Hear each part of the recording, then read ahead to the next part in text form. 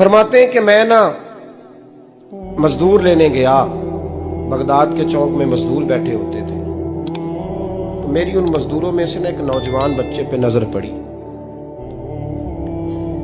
बड़ा कमजोर सा वजूद था, लेकिन चेहरे पर इबादत का निशान था। माथा बताता था कि नमाज का बड़ा ख्याल रखता है। मैं उसके करीब गया।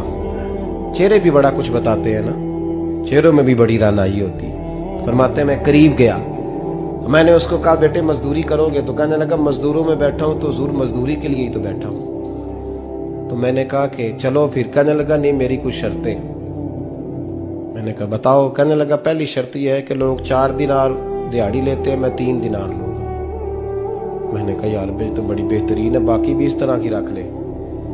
उसने कहा हुजूर दूसरी शर्त यह है कि मैं आपकी मुकम्मल बात मानूंगा, लेकिन जब अजान हो जाएगी फिर आपकी नहीं सुनूंगा। तीसरी बात उसने ये की कि हुजूर मैं आपके घर में काम करूंगा पर आपके किसी सवाल का जवाब नहीं दूंगा। कहते मैंने कहा यार तू बड़ा अजीब है, शर्तें तो मालिकों की होती हैं।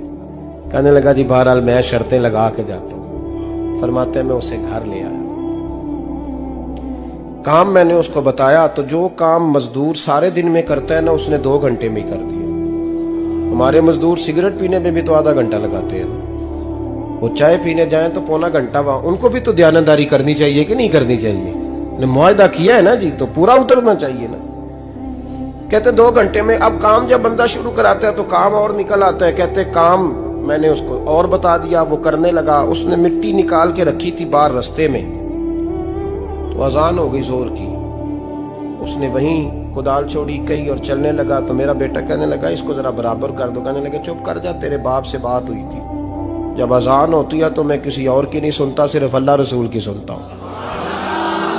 कहते हो मस्जिद चला गया, नमाज पढ़ के आया तो दोपहर का वक्त था। मेरी बीबी कहने लगी इसको को खाना खा ले।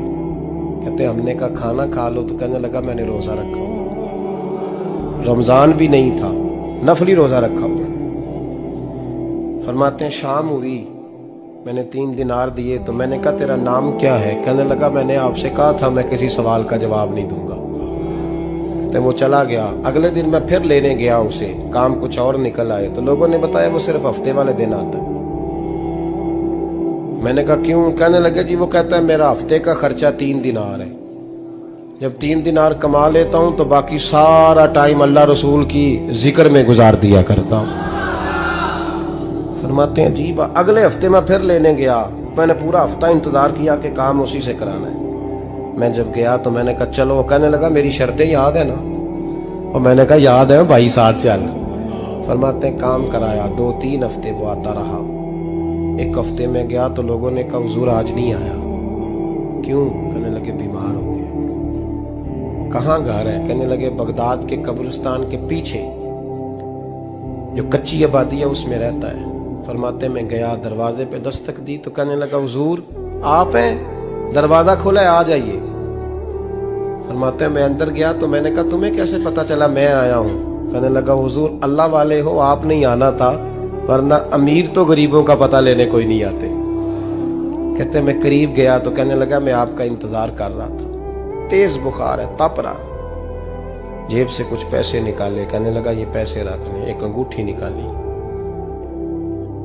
कहने लगा हुजूर आज रात को मेरा इंतकाल हो जाएगा, इन पैसों का कफन खरीद के सुबह जनाजा पढ़ के मुझे दफन कर देना, और जब दफन करो तो ये अंगूठी लेके असर के बाद हारून रशीद के पास जाना।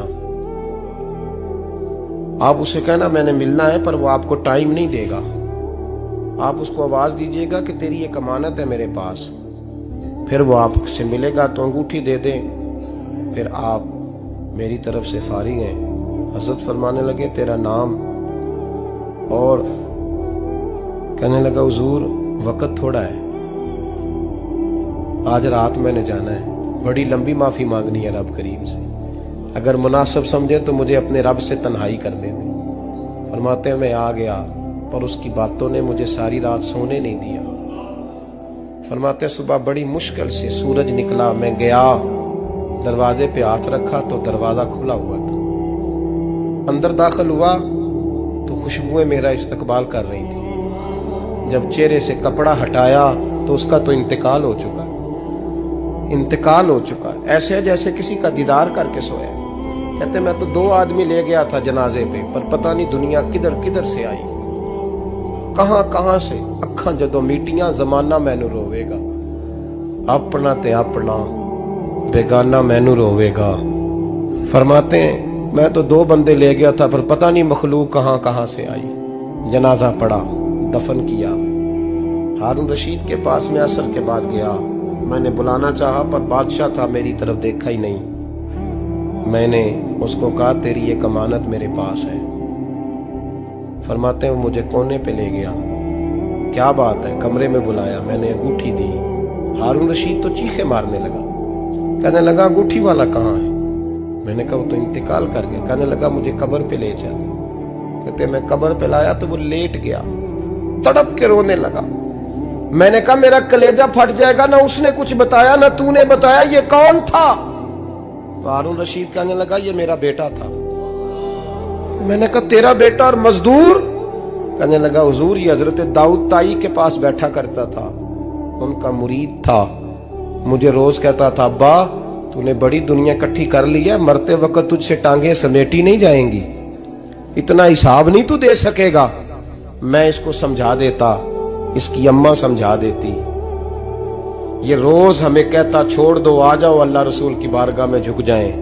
हम समझ। एक दिन ये चला गया, कहने लगा फिर तुम्हारा रास्ता और है और मेरा रास्ता और है। ये सोने की अंगूठी गलती से इसके पास रह गई, गलती से हीरे की अंगूठी चली गई। कहने लगा देखो मेरे बेटे ने आज वो भी वापस कर दी है। फिर तड़प के कहने लगा हारून रशीद था तो ये मेरा बेटा, पर मेरा मुर्शद निकला, मेरा पीर निकला। भाई जिंदगी तो बड़ी थोड़ी है ना।